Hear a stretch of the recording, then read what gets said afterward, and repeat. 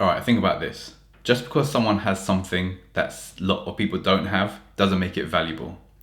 See, I knew this guy who was a quantitative surveyor for the last 40 years and he made a lot of money doing so. But he was working about 16-hour days. And I thought when I went to go see his house, it was a fucking huge mansion. It looked more like a ranch, right? He had horses, he had stables, he had a collection of fast cars. His house was fucking huge. I didn't see the back, but I'm pretty sure he had a pool as well.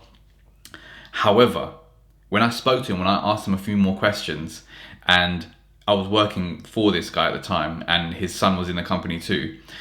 If you saw the relationship between his son and himself, his son didn't like him. His family didn't like him, right? He had been divorced 3 times.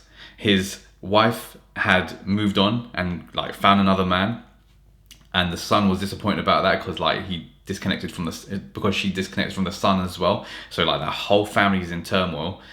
He had the amazing cars and fantastic house, but the relationship that he was divorced many times. He didn't have a good relationship with his mother and his father as well. So all these different factors, right? And you see the cars, you see the house, and you're like, yeah, I want this guy's life or lifestyle, right? But it's just like, you don't understand what he did to get to that point, to get into this situation where now you, a stranger, feels envious, but like on the outside where it looks like he's successful, but in his internal world is crumbling. No one loves him. He's doing all these things to fill a void, perhaps. He's buying all these cars to fill a void, to be like, no one else loves me, so I'm just gonna get this little other thing to impress these random strangers on the street or the next 20-year-old young girl that I'm dating. Like, it just seems a very pathetic, weak, unfulfilling lifestyle that most men who are in there, like he was about 50 to 60, I'd say, don't want to actually be in. They want to have a family that love them and be around like grandkids at that point, right? Whereas he didn't have that, and the relationships he did have were just fractured.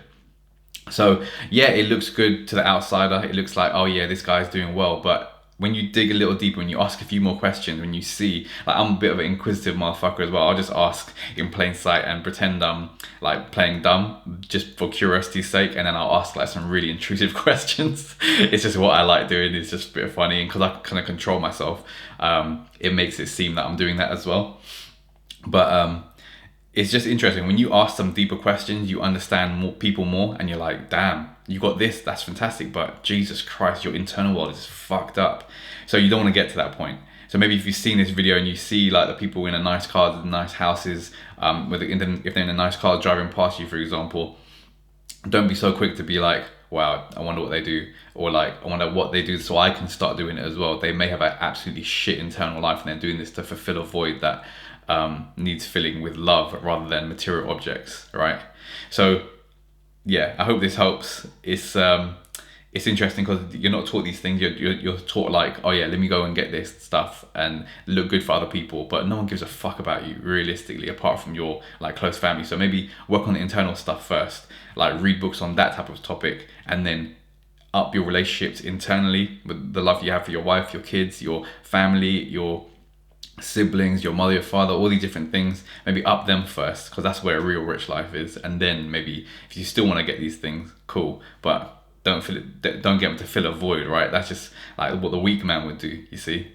So I hope this video helps. This little concept here, just because a lot of people have it doesn't make it valuable.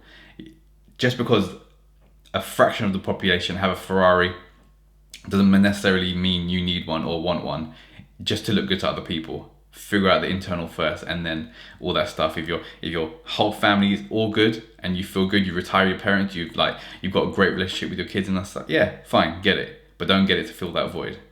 I hope that helps.